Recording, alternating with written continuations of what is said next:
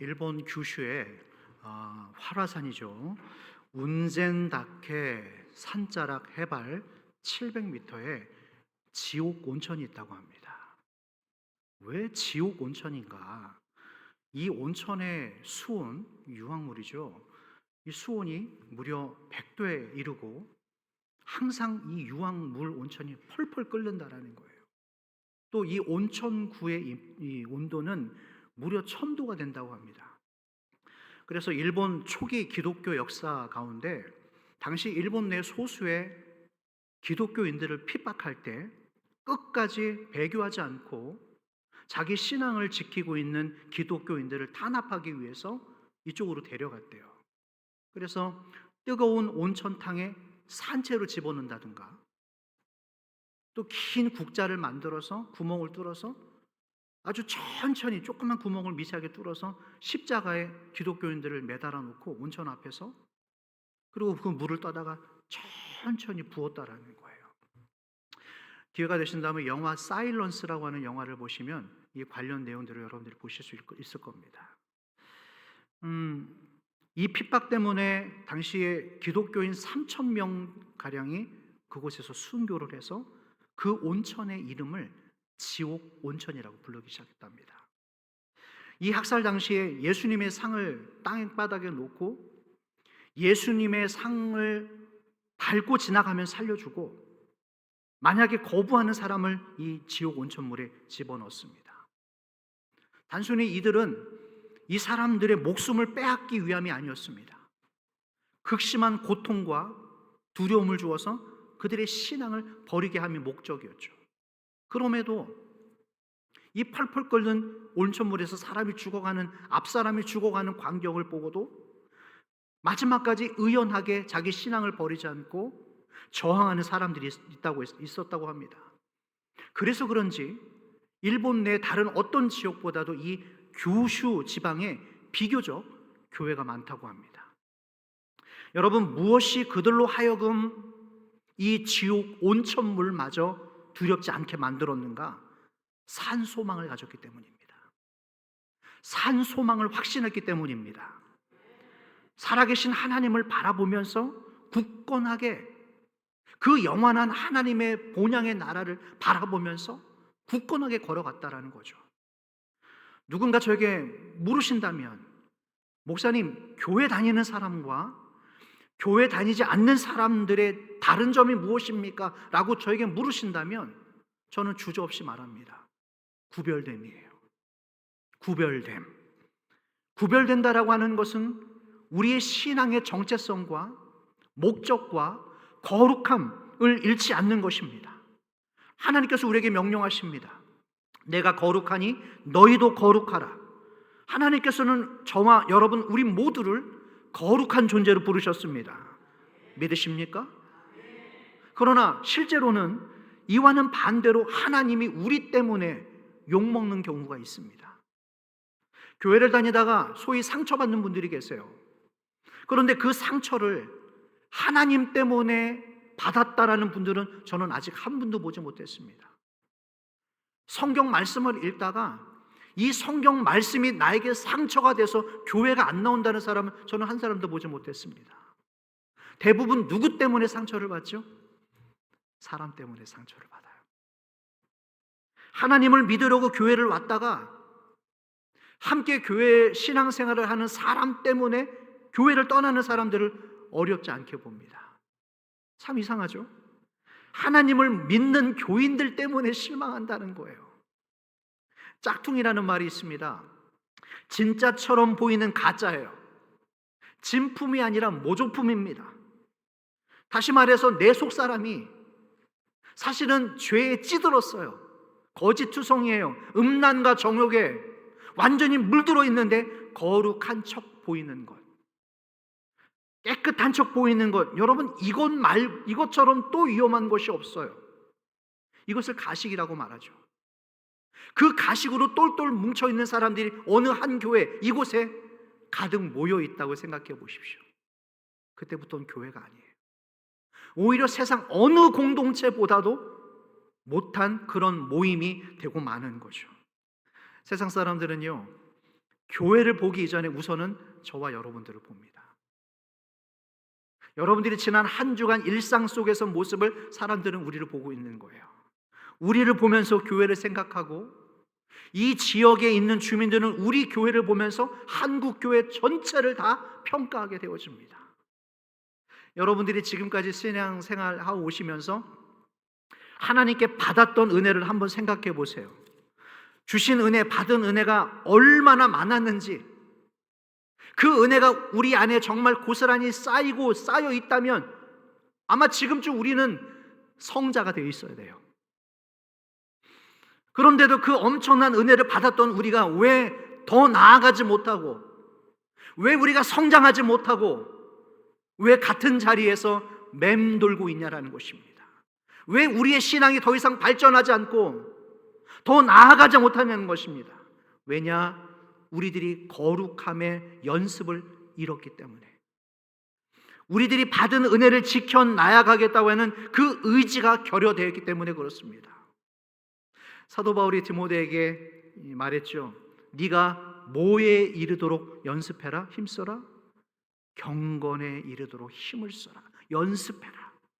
경건에 이르도록 은혜를 많이 받아라. 기도를 많이 해라. 성경을 많이 읽어라.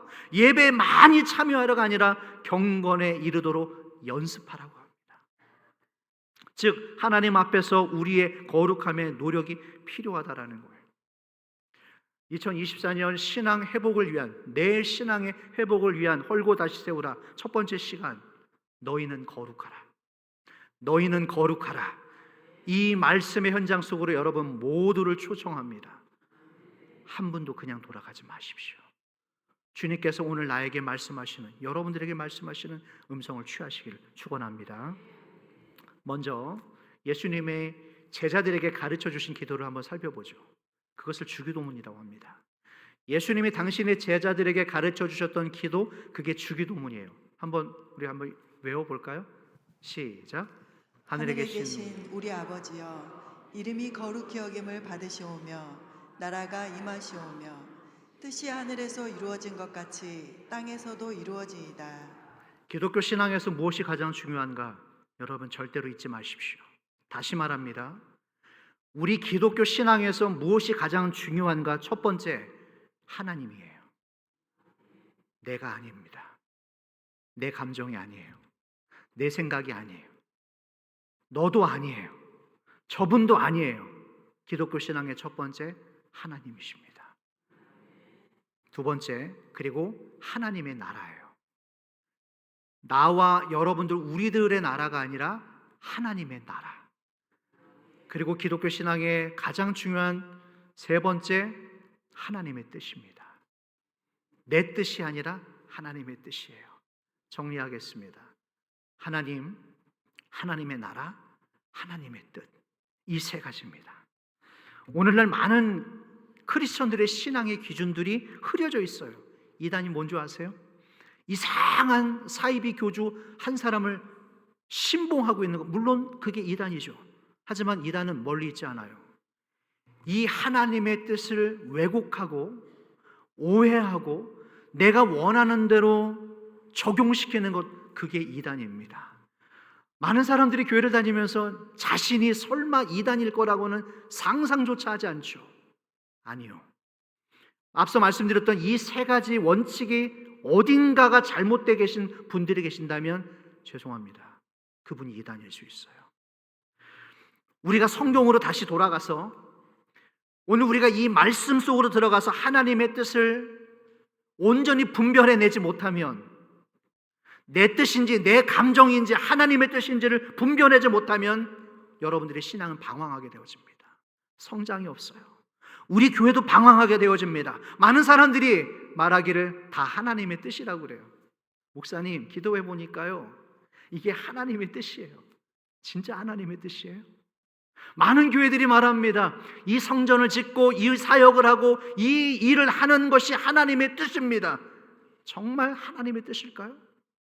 많은 교회들이 다 자기들이 교회라고 말하고, 많은 사람들이 다 자기가 예수 믿는 사람들이라고 구원받았다고 말은 하지만 실제로 우리의 삶 속에서 참으로 무너져 내리고 혼란스러운 시대를 살아간 오늘 우리들에게 주시는 첫 번째 말씀, 너희는 거룩하여라. 너희는 거룩하라. 자, 이게 무슨 말씀일까요? 오늘 우리가 레위기를 읽었죠. 제가 레위기 설교를 거의 잘 하지 않았던 것 같아요. 레위기 말씀을 읽어보셨겠지만 참 어렵습니다. 좀 따분하게 보일 수도 있어요. 그렇지만 이렇게 이해하십시오. 레위기를 쉽게 말하자면 이 고집스러운 완고한 이스라엘 백성들의 옛날 묵은 사고 있잖아요. 그렇죠? 변하지 않으려고 하고 움직이지 않으려고 하는 이 묵은 사고를 씻어내려고 하는 하나님의 의지, 그게 레위기 말씀이에요. 나는 바뀌지 않을 거예요. 나는 내 길을 그럼에도 갈 거예요 라고 하는 이 꺾이지 않는 고집을 꺾어내려는 하나님의 의지가 바로 이 레위기 말씀입니다. 여러분, 이 사람들이 애굽 땅에서 노예로 살면서 얼마나 나쁜 버릇이 온 몸에 골고루 배어 있는지, 그 몸에 배인 나쁜 버릇과 습관들을 뽑아내기 위한 하나님의 프로젝트, 하나님의 거룩한 나라 백성들로 만들기 위한 그 프로젝트의 얘기가 레위기의 말씀이에요. 내가 이 백성들을 어떻게 나의 거룩한 백성들로 만들어 가는 것인가, 그 첫 번째 시간 말씀을 열도록 하겠습니다. 자, 1절과 2절 말씀, 이 말씀을 제가 읽어볼게요. 잘 따라오십시오. 여호와께서 모세에게 말씀하여 이르시되, 2절, 너는 이스라엘 자손 온 회중에게 말하여 이르라. 다 같이 시작. 너희는 거룩하라. 자, 말씀 띄워주십시오. 재차 말씀드립니다. 너희는 거룩하라고 그랬어요. 하나님께서 주시는 말씀이에요. 얘들아, 너희는 거룩하게 살아야 된다. 알았지? 잘 살아야 된다. 이렇게 추상적으로 거룩을 명령하지 않으시고, 이어지는 3절부터 계속해서 이어지는 말씀 속에서 너희가 이 시대에 어떻게 거룩하게 살 것인지를 너무나 명확하게 설명을 해주고 계십니다. 오늘 두 가지만 보겠습니다. 두 가지예요. 자, 첫 번째, 거룩이 무엇인가? 3절 말씀입니다. 다 같이 읽겠습니다. 시작. 너희 각 사람은 부모를 경외하고 나의 안식일을 지키라. 나는 너희의 하나님 여호와이니라. 말씀 띄워놔 주십시오. 제가 이 설교를 준비하면서 많이 놀랐어요. 우리는 거룩이라고 하는 것을 대단히 멀리 생각하지만 보십시오. 오늘 여러분들의 눈으로 똑똑히 보십시오. 거룩이 무엇인가? 첫 번째, 너희 각 사람을 뭐 하라고요? 뭐 하라고요? 우리가 우리의 육신의 부모를 얼마나 무시하면, 우리가 우리 육신의 부모를 얼마나 괄시하면, 우습게 알면 성경 말씀에 이런 말씀이 기록됐을까요? 지난 명절 때도 그렇고 오늘도 그렇고 뜻하지 않게 왜 이렇게 부모님 생각만 하면 제 안에 해를 거듭할수록 이렇게 먹먹해지는지 모르겠어요. 어제도 우리 오인숙 권사님께서 별세하셔서 장례식을 치렀습니다만 점점 더 이 무게감이 더 더해지는 것 같아요. 왜냐하면 우리가 자녀로서의 그 역할을, 효를 다 하지 못하기 때문이지 않을까요? 정말 가까이 계시는 내 육신의 부모님조차 제대로 돌보지 못하고 사랑하지 못하는 그렇게 어리석은 우리들이기 때문에 하나님이 오늘 이렇게 딱 집어서 하시는 것이 아닐까요? 거룩이 무엇인가? 저는 참 놀랐습니다. 아주 멀리 차원에 있는 어려운 말씀이 아니라 거룩이 무엇인가? 너의 부모를 공경하라. 여러분의 부모님 지금 어디 계십니까? 여러분들 부모님 잘 섬기셨습니까? 정말 사랑하셨습니까? 언젠가 말씀드렸죠. 저희 어머님이 암으로 돌아가셨을 때, 입관할 때 저는 저희 어머님의 발가벗은 모습을 처음 봤어요. 6개월 동안, 돌아가시기 6개월 전엔 너무너무 힘들어 하셔가지고 사실 제 마음속에 그런 마음이 들었어요. 그냥 빨리 끝났으면 좋겠다. 어머니도 덜 힘들고 저도 힘들지 않고 그냥 좀 빨리 좀 지나갔으면 좋겠다. 입관을 할 때 염을 하잖아요. 그때 저희 어머님은 등을 봤는데 뭐라고 하죠? 욕창, 제 손바닥만한 욕창 3개가 저희 어머니 등 뒤에 있었어요. 그때 의식이 그때 즈음에 혼미해지셔서 혼자서 그 뭐라고 말씀하시는 그 말이 저는 제일 듣기 싫었어요. 그런데 사실은 그게 아프셨던 거예요. 그 욕창의 그 자리가 누가 못 해주셔서 그게 아프셨던 것 같아요. 그거를 자식들에게 미안해서 말해주지 못해서 혼자서 삼키시다가 돌아가셨던 그 어머니의 마지막 모습이 제 사진 속에, 제 머릿속에 딱 찍혀 있어요. 여러분 정말 부모님을 사랑하세요? 잘 모시고 계십니까? 오늘 거룩함의 첫 번째의 그 첫 단추를 하나님이 생각하지 않은, 뜻하지 않았던 부모님의 얘기를 가지고 들어오십니다. 너의 부모님에게 최선을 다하고 공경하라는 거예요. 그게 바로 거룩이라는 겁니다. 3절 다시 한번 띄워주십시오. 그 부모님을 경외하는 것과 나의 안식일을 지켜라. 십계명에서 안식일은 4계명입니다. 너의 부모님을 사랑하고 공경하는 것과 하나님이 그토록 중요하게 선언하셨던 안식일의 이 계명을 동일한 선상에 두셨다라는 거예요. 안식일을 거룩하게 지키라는 것과 너의 육신의 부모를 공경하고 예우를 다하는 이 계명을 같이 들어갔던 거예요. 저는 충격을 받았어요. 이 설교를 준비하면서 물론 목도 메었고 너무나 부끄러웠고 제가 오늘 이런 설교를 여러분들 앞에서 할 자격이 있는 사람인가? 사람이 태어나서 가장 처음으로 만나는 사람이 부모입니다. 부모님을 통해서 세상을 보게 되어지고 부모님을 통해서 하나님을 경험하게 되어지고 내 부모님을 통하여서 하나님을 알아갑니다. 그래서 오늘 우리가 거룩한 삶을 산다라고 하는 그 출발점이 다름 아닌 너의 부모를 공경하고 너의 부모님을 존중하고 너의 부모님을 사랑하는 그 자리에서부터 출발한다라는 거예요. 얼마나 많은 가정들이 깨어있어 있나요? 웃고 있지만 잘 먹고 잘 사는 것 같지만 부부 간의 관계가 깨져 있고 부모와 자식들 간의 관계가 깨져 있고 서로 존중하지 못하고 인정하지 못하고 사랑하지 못하는 그렇게 깨어져 있는 가정들이 얼마나 많이 있나요? 부모에게 사랑받지 못하는 자녀, 부모를 사랑하지 않는 자녀, 이런 가정에 어떤 은혜가 있겠어요? 어떤 안식이 있겠어요? 그러나 교회 와서 아무 일도 없는 척, 건강한 척, 행복한 척, 예수 잘 믿고 있는 척, 이게 얼마나 가증스러운 모습일까? 얼마나 이것이 가식적인 모습일까? 내 신앙의 회복을 하기 위해서 첫 번째 오늘 우리에게 주셨던 말씀은 너희가 거룩하라. 그러나 그 거룩함이 무엇인가? 그 첫 단추는 너의 부모님을 사랑하고 공경해라. 그리고 안식기를 지켜라. 이 은혜가 있기를 주의 이름으로 축원합니다. 두 번째입니다. 거룩이 무엇인가? 5절에서 7절 말씀 한번 천천히 읽어보겠습니다. 시작.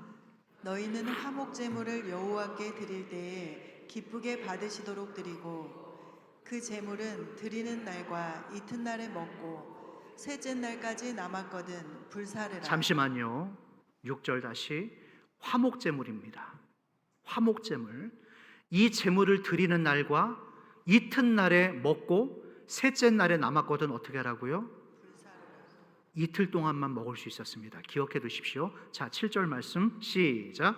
셋째 날에 조금이라도 먹으면 가증한 것이 되어 기쁘게 받으심이 되지 못하고 8절까지 가겠습니다. 시작. 그것을 먹는 자는 여호와의 성물을 더럽힘으로 말미암아 죄를 담당하리니 그가 그의 백성 중에서 끊어지리라. 두 번째 거룩함을 위한 계명이 무엇인가? 화목한 공동체를 만들라는 거예요. 이스라엘 제사는 5가지가 있습니다. 번제, 소제, 화목제, 속죄제, 속건제, 번소, 화, 속속. 이 5가지 제사 중에서 오늘 우리가 읽었던 방금 5절에서 8절까지는 화목제사예요. 여러분, 이 화목제사가 무엇이냐면 모든 사람들과 말 그대로 화평한 공동체를 이루기 위한, 내 주변의 모든 사람들과 건강한 관계를 이루기 위한 화목제사입니다. 나와 하나님과의 관계의 화목, 나와 내 주변 사람들과 관계의 화목을 위한 화목제사. 여러분, 이 제사에서 중요한 것이 뭐냐면 제사만 드리는 것이 아니라 모든 사람들이, 여러분들이 지금 예물을 드리는 것처럼, 헌금을 드리는 것처럼 음식을 나눠요.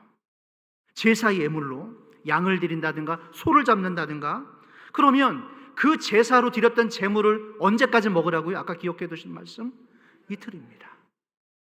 소를 드리든 양을 드리든 어떤 음식을 드렸든 간에 이틀 동안밖에 시간이 없어요. 혼자서 이틀 동안 다 먹을 수 있는가? 절대로 먹을 수 없습니다. 많은 음식 제사가 제물로 드려졌기 때문에 혼자서는 그 양을 이틀 동안에 감당할 수가 없어요. 셋째 날 되면 안 됩니까? 안 돼요. 이 제사 자체가 효력이 상실되어지기 때문에 무조건 이틀 동안에 먹었어야 됐습니다. 자, 그러면 여러분들이 입장을 바꿔놓고 생각해 보십시오. 혼자서 먹지 못하면 누구를 불러요? 가족들을 불러요. 사돈, 칠촌, 팔촌까지 다 불러서 먹었어야 됐습니다. 그런데 만약 이 친척 가지고도 안 되면 누구를 불러내야 되는가? 꼴 보기 싫은 사람도 불러내야 돼요. 눈도 마주치고 싶지 않은 사람, 평소에 말 한마디 건네고 싶지 않은 사람, 꼴 보기 쉽지 않은 사람, 모든 사람들을 다 불러내야 됩니다. 그 사람들과 같이 먹어야지 이 이틀 동안에 먹을 수 있었기 때문이에요. 그래야만 오늘 이 화목 제사에 효력이 생기기 때문입니다. 하나님께서는 바로 여기에 뜻이 담겨 있는 거예요. 그 제사 예물들을 나와 친이든 불친이든 간에 모든 걸 떠나가지고 그곳에 있는 사람들이 그 하나의 식탁에 참여함으로써 내 감정과 내 생각을 다 뒤로 하고 그들과 식사가 되어 나와 함께 나누고 하나 되어 공동체 의식을 화평하게 화목케 하는 것, 그것이 바로 하나님께서 우리에게 원하시는 거룩함의 두 번째 목적이라는 겁니다. 저는 오늘 여러분들의 가정의 식탁에, 직장 가운데, 일상의 삶 가운데 이 화목 공동체의 은혜가 있기를 주의 이름으로 축원합니다. 오늘 이 예배 마치고 점심 식사 준비되었습니다. 드시고 가십시오. 교회에서 점심을 함께 나눈다는 것은 이와 같은 의미예요. 한 끼 식사로 때우겠다고 하는 것이 아니라 우리가 이 화목 예배를 드리고 그 예물을 함께, 음식을 서로 함께 나누고 교제하고 떡을 떼면서 감사를 나누는 공동체성을 회복했다는 우리의 의지입니다. 그러면서 주방사역팀은 큰 일을 하시는 거예요. 나의 이 화평한 관계를 위해서 내가 이 공동체성을 회복하겠다라고 하는 내 안의 선한 의지, 이것이 바로 거룩한 삶입니다. 혼자 뭔가를 하지 마십시오. 혼자 다니지 마십시오. 혼자 고립되지 마십시오. 혼자 담을 쌓지 마십시오. 혼자 하는 건 위험해요. 혼자 기도하고 혼자 먹는 것이 아니라 친불친을 떠나서 예배를 드리고 이 음식을 함께 나누는 것, 이것이 바로 거룩한 것이고 이 화평한 공동체를 이루는 것이 거룩한 삶이라는 겁니다. 하나님은 지금 이 시대에도 동일하게 이 마음을 갖고 계세요. 이 하나님의 뜻은 변함이 없으십니다. 하나님은 이 땅의 모든 교회가, 이 땅의 모든 가정이, 모든 가족들이 이와 같은 화평한 관계가 되기를 원하십니다. 할렐루야. 오늘 우리의 거룩이 어디서부터 시작되는가? 짧았죠? 정리하십시다. 부모님을 공경하고 안식일을 지키고 마지막 완성은 내 주변 사람들과 화평을 이루는 것에서부터 우리의 거룩함이 완성된다라는 것입니다. 오늘 하나님께서 하나님의 뜻을 분명하게 가르쳐 주셨어요. 분명하게 선하셨습니다. 뭐라고 하셨나요? 나 여호와가 거룩하니 너희도 거룩하라.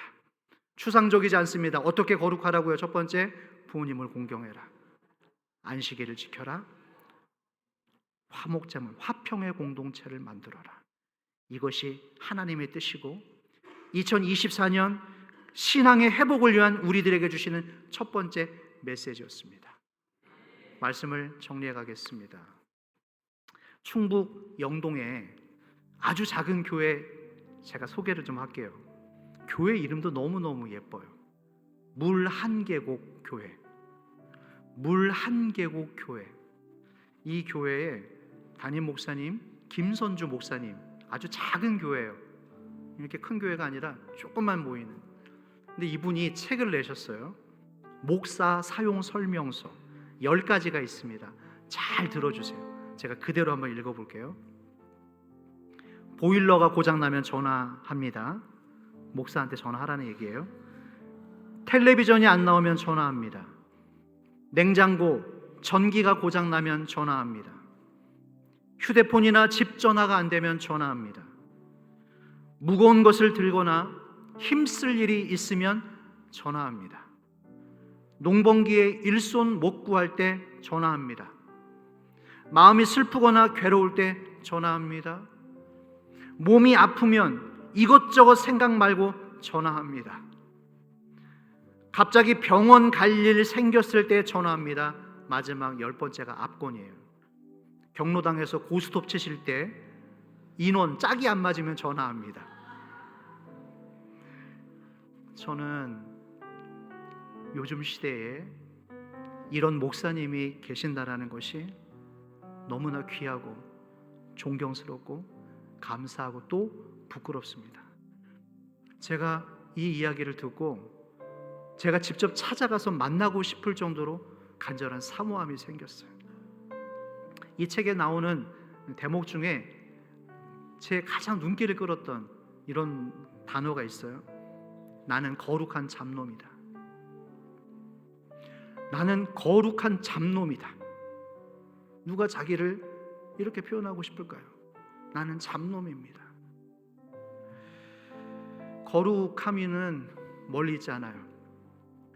아주 우리가 시도도 할 수 없는 높은 차원의 행동 강령이 아니라 지극히 간단한 것이었습니다. 너희는 거룩하라. 거룩함이 무엇인가? 사랑으로 나타납니다. 어떤 사랑이요?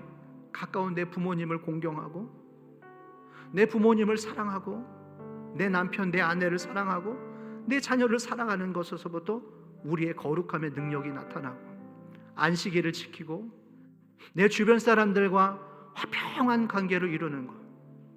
비록 짜증날 때 있고 속상할 때 있고 꼴보기 싫고 말도 섞지 않고 싶지 않을 때 있지만 그럼에도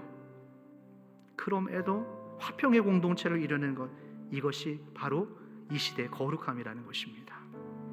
여러분, 우리 교회가 이곳에서 100년 비전을 선포했습니다. 걸어온 70년, 나아갈 100년. 이제 우리는 다시 성벽을 재건해야 됩니다. 이대로는 절대 안 돼요. 지금 우리의 각자의 이런 신앙 가지고는 어떤 일도 할 수 없어요. 여러분, 다시 시작하십시다. 헐고 다시 세우라. 너희는 거룩하여라. 예, 계속 무너져 내리고 있는 이 한국 교회 가운데 우리 교회만이라도 이 부흥의 작은 불씨 되어서 그 100년의 비전을 실제로 이루어드리고 주님의 마음을 시원케 하는 저와 여러분들 되시기를 주의 이름으로 축원합니다. 축원합니다. 이 찬양을 드리고 싶습니다. 오래전에 있었던 찬양이죠. 그러나 이 찬양 가운데 우리가 회개의 눈물을 흘리며 지난날 우리 한국교회와 민족을 위해서 뜨겁게 부르짖었던 그 마음을 가지고 찬양 드리겠습니다. 이 땅의 황무함을 보소서. 이 땅의 황무함을 보소서. 하늘의 하나님 긍휼을 베푸시는 주, 우리의 죄악을 용서하소서.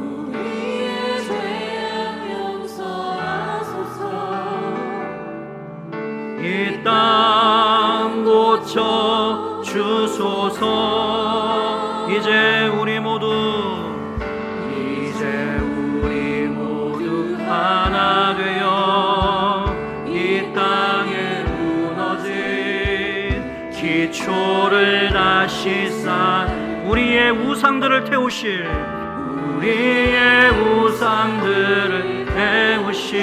성령의 불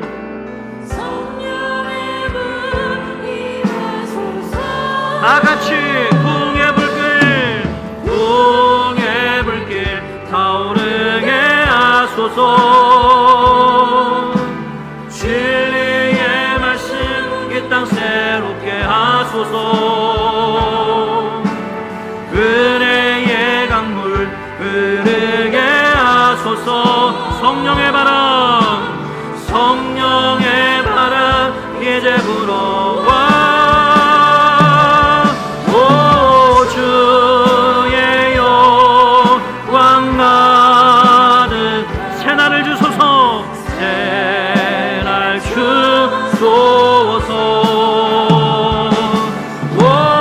주님 나라의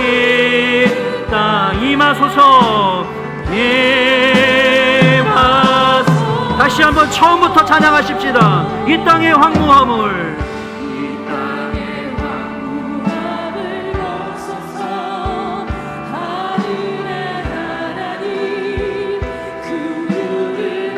다 같이 찬양합시다. 우리의 죄악 용서하소서. 이 땅을 고쳐주소서.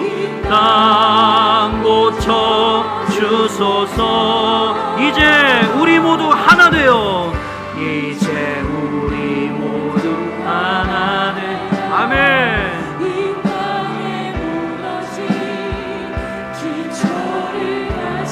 우리의 우상들을 태우신, 우리의 우상들을 태우신 성령의 불, 성령의 불 임하소서. 부흥의 불길 타오르게 하소서. 진리의 말씀 이 땅 새롭게 하소서. 은혜의 강물, 은혜의 강물 흐르게 하소서. 성령의 바람이, 성령의 바람이 이제 불어와. 오 주의 영광과 우리에게 새날을 새날 주소서. 아멘. 오 주님 나라 이 땅에 다시 한번 부흥의 불길 타오르게 하소서. 부흥의 불길, 진리의 말씀, 진리의 말씀 이 땅 새롭게 하소서. 은혜의 강물 흐르게 하소서.